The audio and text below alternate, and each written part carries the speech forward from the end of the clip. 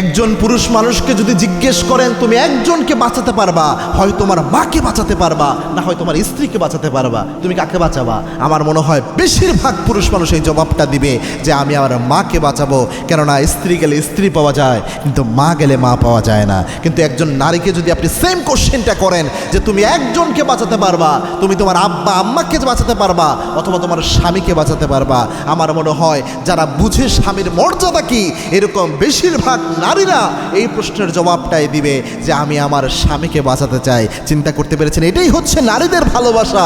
একটা নারী নিজের আব্বাকে ছেড়ে আম্মাকে ছেড়ে নিজের আপন মানুষজনকে ছেড়ে আপনার পরিবারে আসে, আপনার পরিবারকে আপন বানিয়ে নেয়, আপনার সন্তানদের লালন পালন করে, আপনার ঘরটাকে সাজিয়ে রাখে।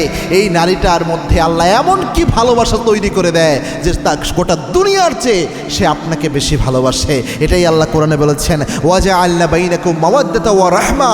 এই মেয়েটা যদিও আরেক ঘরের, আল্লাহ এই রহমত এই করুণা আল্লাহ তার মনের মধ্যে এনে দেয়, এই মহাব্বতটা আল্লাহ তার অন্তরে এনে দেয়। এবং মনে রাখবেন একজন নারীর জন্য সত্যিই এটা, একজন নারীর যখন বিয়ে হয়ে যায় এই দুনিয়াতে তার জন্য সবচেয়ে ভালোবাসার হয়ে যায় তার স্বামী।